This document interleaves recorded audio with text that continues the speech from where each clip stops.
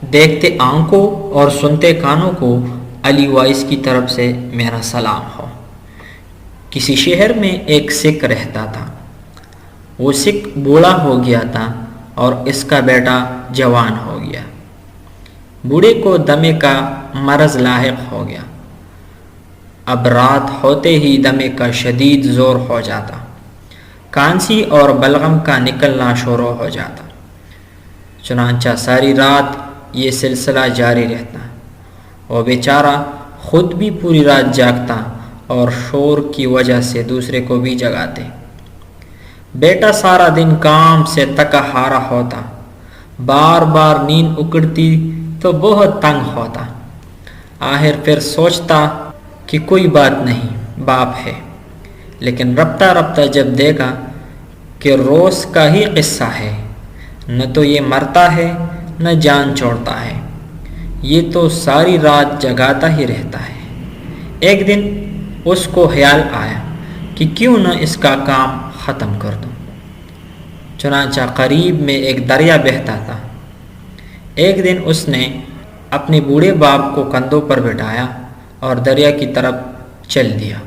اب باپ خاموش کچھ نہیں بول رہا کہ کہاں لے جا رہے ہو اور کیوں لے جا رہے ہو۔ بیماری کی وجہ سے ویسے ہی سوکھ کر کانٹا ہو گیا تھا، مقابلے کی سخت نہیں تھی، اور دل کا چور بھی جانتا تھا جیسی کرنی ویسی بھرنی۔ چنانچہ جیسے ہی بیٹا دریا میں اترا اور پانی پنڈلیوں تک آیا اور پھینکنے کا ارادہ کیا تو باپ نے کہا، بیٹا ذرا اس جگہ سے ہٹ کر فلاں جگہ مجھے پھینک دے، یہاں مت پھینک۔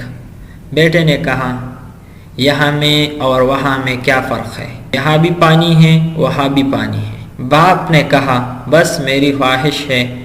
بیٹے نے کہا، پہلے مجھے بتاؤ اس میں کیا راز ہے، پھر پھینکوں گا۔ باپ کہنے لگا کہ اصل بات یہ ہے کہ میں نے بھی اپنے باپ کو یہی پھینکا تھا۔ بیٹا سمجھدار تھا، کہنے لگا، اچھا تو یہ بات ہے۔ فوراً دریا سے نکلا اور سیدھا واپس اپنے گھر گیا۔ جا کر باپ کا کمرہ صاف کیا، بستر کو دھویا، چادر بدلی، اور صبح جب ہوئی تو اس کو ڈاکٹر کے پاس لے گیا اور دوائی دلوائی اور باقیہ زندگی خوب اس کی خدمت کی۔ ناظرین کرام، انسان اپنی زندگی میں جو گناہ کرتا ہے، اللہ تعالیٰ اسے ان گناہ کا احساس کبھی کبھی ضرور دلاتا ہے۔ اس لیے ہمیں چاہیے کہ ہم اپنے بزرگوں کے ساتھ اچھا سلوک کریں تاکہ اس سے متاثر ہو کر ہماری اولاد بھی ہم سے ویسا ہی سلوک کریں۔ ناظرین، چلیے ملتے ہیں ایک نئی خوبصورت ویڈیو کے ساتھ، تب تک کے لیے اجازت چاہتا ہوں۔ اللہ نے